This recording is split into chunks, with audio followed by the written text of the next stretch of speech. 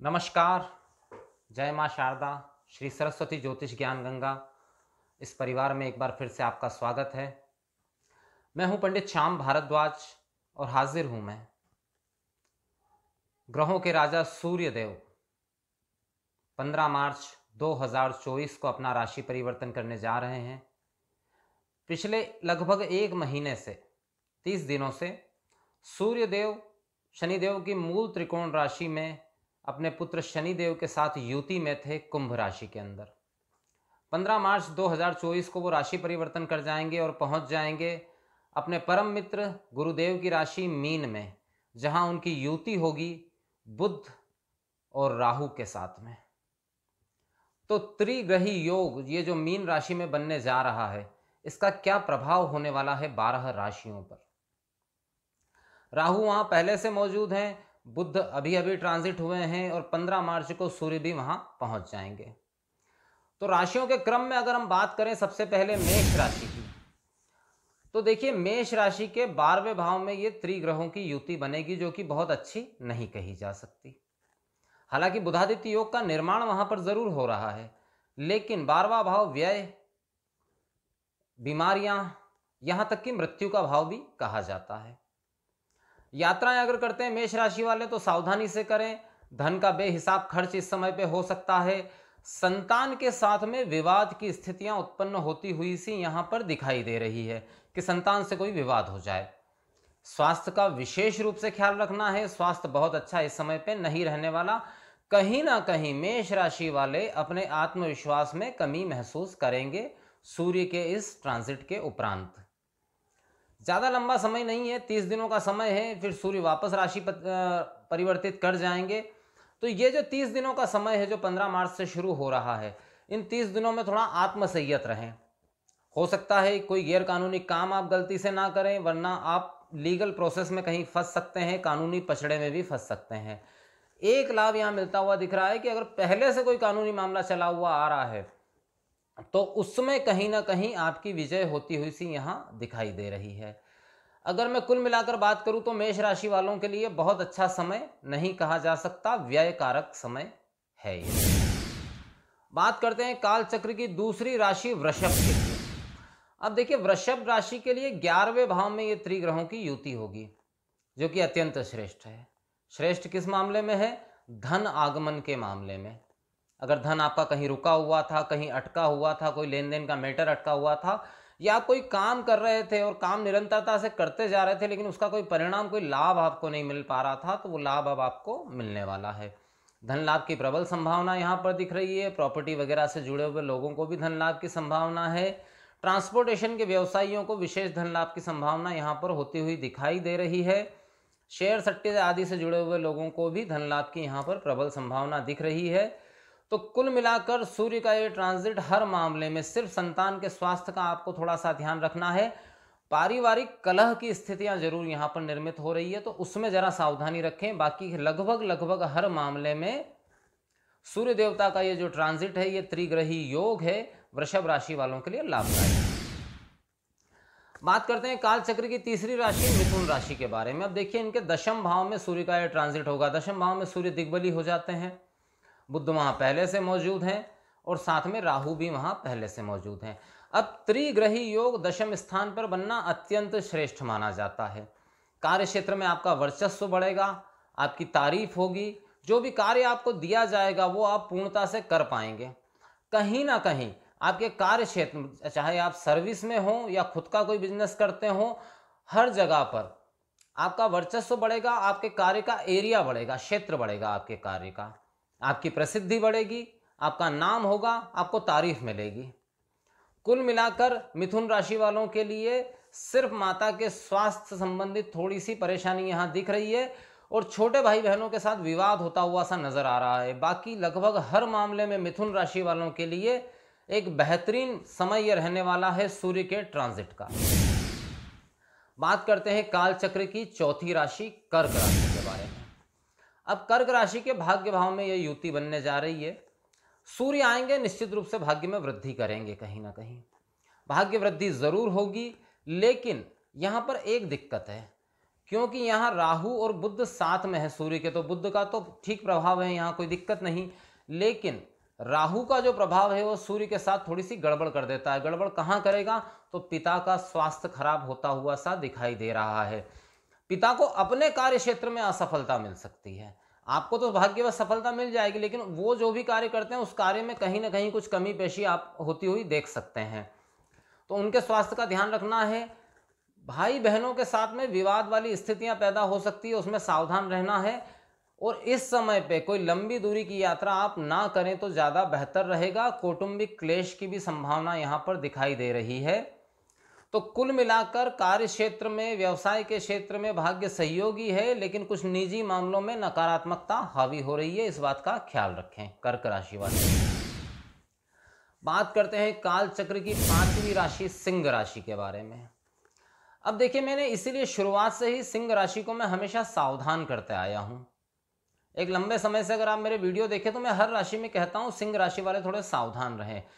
इसीलिए कह रहा था क्योंकि अब ये जो ट्रांजिट होने जा रहा है इसमें त्रिग्रही योग कहां बनेगा? अष्टम भाव के अंदर।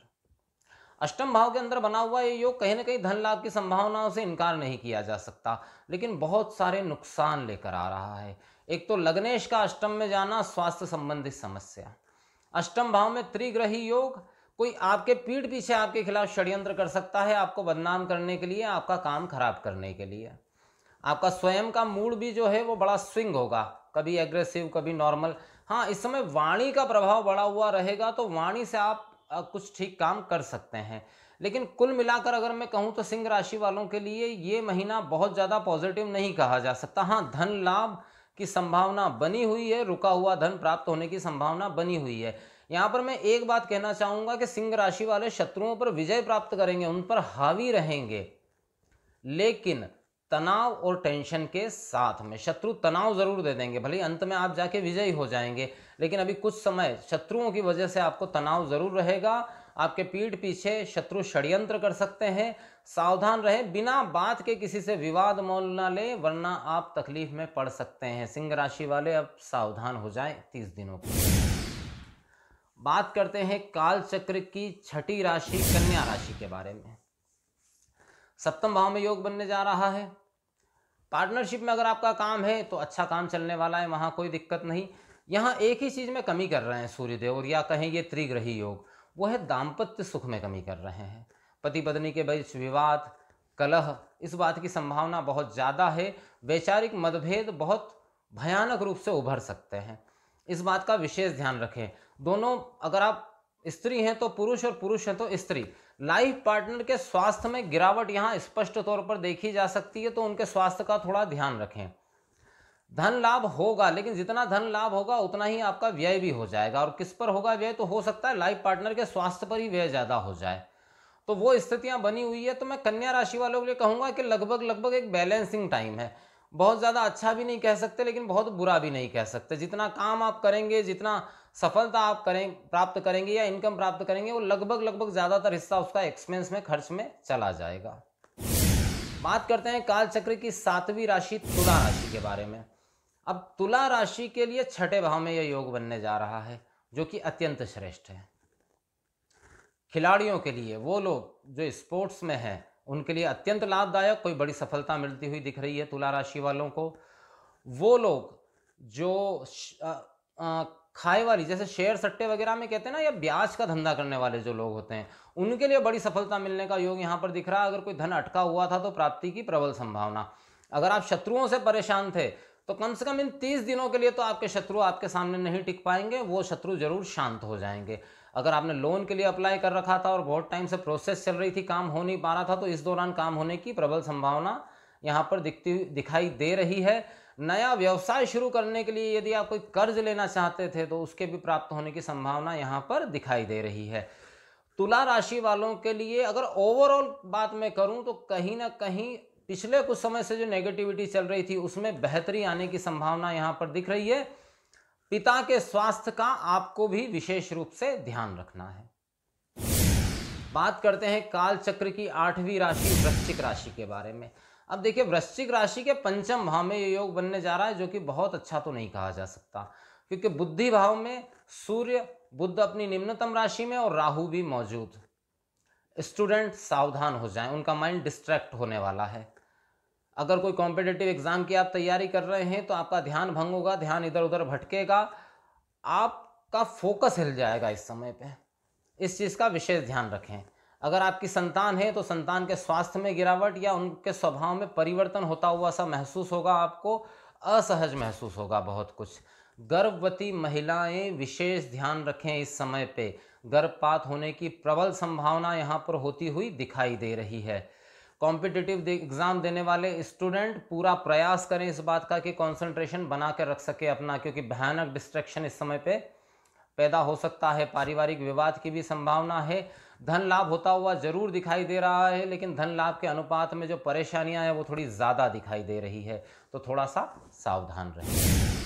बात करते हैं काल चक्र की 90 नंबर की राशि धनु राशि के बारे में। धनु राशि के चौथे भाव में ये युति बनने जा रही है, जो किसी भी स्थिति में थोड़ा सा, अगर कार्य क्षेत्र प्रोफेशनल लाइफ को छोड़ दिया जाए तो बाकी किसी भी चीज़ के मामले में ये पॉजिटिव नहीं है। चौथे भाव में त्रिग्रही योग, ग्रह कलेश, दुखद समाचार प्राप्त होने की प्रबल संभावना यहाँ पर दिखाई दे रही है। गाड़ी अगर चलाते हैं तो सावधानी से चलाएं। चोट, एक्सीडेंट या बीच रास्ते में गाड़ी खराब हो जाने की संभावना यहाँ दिख रही है। वाहन पर खर्च के बढ़ने की संभावना बहुत ज़्यादा दिखाई दे रही है। इस मामले में विशेष सावधानी रखें आप। माता के स्वास्थ्य में गंभीर गिरावट आ सकती है, उनका विशेष ध्यान रखें। स्किन संबंधित रोग आपको स्वयं को हो सकता है, उस चीज़ का भी आपको काफ़ी ख्याल रखना पड़ेगा। देखिए, भाग्येश सुख स्थान से ट्रांजिट करेंगे तो कहीं ना कहीं माता के आशीर्वाद से आपको भाग्य में सहयोग मिल सकता है। तो इस समय पे माता के साथ में बिल्कुल विवाद नहीं करना है धनु राशि वालों को, अन्यथा आपके भाग्य में मुश्किलें आ सकती हैं। बात करते हैं काल चक्र की 10वीं राशि मकर राशि के बारे में। अब मकर राशि के लिए तीसरे भाव में यह ट्रांजिट होने जा रहा है, जो कि अत्यंत श्रेष्ठ है। देखिए क्या है, एक तो तीसरा भाव बुध वहां के कारक होते हैं, राहु भी वहां के कारक, और कहीं ना कहीं सूर्य भी उस जगह पर जाके दिग्बली या कारक हो जाते हैं। पराक्रम भाव में 3 ग्रहों की युति, जो लोग विदेश यात्रा करना चाहते हैं या विदेश से व्यापार करना चाहते हैं उनके लिए श्रेष्ठ समय। भाई बहनों के साथ अगर कोई विवाद चल रहा था तो विवाद की समाप्ति। पराक्रम इस समय जबरदस्त बड़ा चढ़ा रहेगा, कोई भी इस समय आपके सामने टिक नहीं पाएगा। अष्टमेश पराक्रम भाव में बैठे हुए हैं तो एक अलग तरह की ऊर्जा, ताकत आप अपने शरीर के अंदर, अपने मन मस्तिष्क में महसूस करेंगे। आप जो भी कार्य करेंगे इतना परफेक्शन के साथ करेंगे कि उससे आपको नाम भी मिलेगा, प्रसिद्धि भी मिलेगी और तारीफ भी मिलेगी। पराक्रम में भाव में बैठे हुए यह सूर्य, बुध और राहु की ये त्रिग्रही युति श्रेष्ठ परिणाम लेकर के आ रही है मकर राशि वालों के लिए। तो मैं एक ही बात यहाँ पर कहना चाहूँगा, अच्छा समय है, अहंकार से बचते हुए इस समय का पूर्ण लाभ लें। बात करते हैं काल चक्र की 11वें नंबर की राशि कुंभ राशि के बारे में। अब देखिए, कुंभ राशि के ऊपर सूर्य शनि की युति बहुत समय तक चलती रही। अब सूर्य जा रहे हैं द्वितीय भाव में, धन भाव में। सूर्य बुध राहु की युति धन भाव में निश्चित रूप से धन को कहीं ना कहीं बढ़ाने वाली जरूर है। धन लाभ की संभावना यहाँ दिख रही है। पति या पत्नी के स्वास्थ्य में अगर कोई खराबी चल रही थी तो उसमें सुधार की संभावना यहाँ पर दिखाई दे रही है। धन संचित होने की संभावना यहाँ पर दिखाई दे रही है। प्रॉब्लम क्या है, समस्या क्या है? समस्या बस इतनी सी है कि धन लाभ आपके लिए अहंकार लेके आएगा, और अहंकार कौन सा लेकर आएगा? तो वाणी का अहंकार। आप गलत शब्द, गलत बात करके अपनी इमेज खराब कर सकते हैं। बस इस मामले में सावधान रहें। बाकी कुल मिलाकर कहीं ना कहीं ये ठीक समय है। धन लाभ, कोई काम काज अगर प्रॉपर्टी का आपका चल रहा था, कोई कंस्ट्रक्शन वर्क चल रहा था, तो वो बहुत बेहतर तरीके से पूरा होने की संभावना है, और वहाँ से काम पूरा होते ही लाभ प्राप्त होने की भी धीरे धीरे संभावनाएं बनती हुई दिखाई दे रही है। कुंभ राशि वाले वाणी पे संयम रख लेंगे तो सब ठीक है। बात करते हैं काल चक्र की अंतिम राशि मीन राशि के बारे में, जिसके ऊपर ही सूर्यदेव अपना संचरण करने जा रहे हैं। अब देखिए, बुध या निम्नतम भाव में बैठे हैं, सूर्य आ जाएंगे, राहु पहले से मौजूद हैं, 7.5 चल रही है। ऐसे समय में इन 3 ग्रहों का वहां पर मौजूद होना बहुत अच्छा नहीं कहा जा सकता।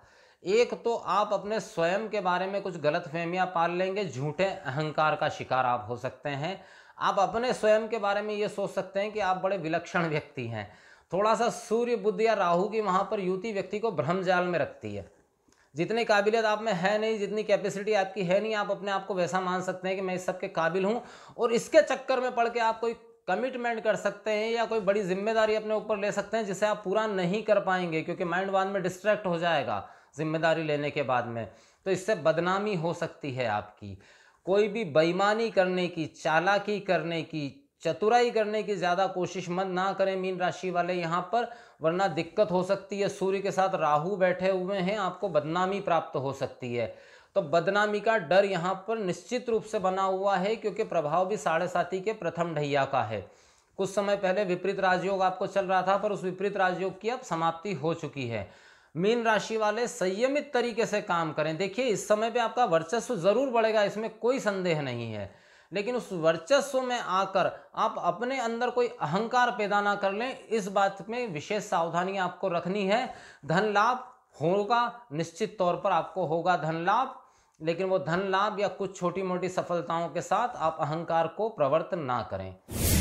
तो ये था 12 राशियों पर ग्रहों के राजा सूर्य देव के राशि परिवर्तन का प्रभाव। जाने से पहले एक छोटी सी बात मैं आपसे कहना चाहूँगा, छोटा सा उपाय आपको बताना चाहूँगा कि सूर्य देव को अगर आप प्रसन्न करना चाहते हैं, सूर्य देवता को अगर आप प्रसन्न करना चाहते हैं, अगर कुंडली में सूर्य देव कहीं भी नेगेटिव बैठे हुए हैं, तो सबसे आसान काम है सूर्य देव को प्रसन्न करना। क्या करना चाहिए आपको? सूर्य देवता को तांबे के कलश में 2 चुटकी कंकु डालकर सुबह 9 बजे से पहले सूर्य देवता को अर्घ्य प्रदान करिए, और उन सारी चीज़ों से दूर रहिए जो धुआं पैदा करती है। स्मोकिंग करने वालों के लिए सूर्य हमेशा खराब हो जाते हैं, तो धुआं देने वाली चीज़ों से दूर रहिए, और रोज़ाना सुबह के समय सूर्य देवता को अर्घ्य दीजिए। सूर्य देव अगर नकारात्मक भी होंगे तो इतना बुरा प्रभाव नहीं देंगे। जय मां शारदा।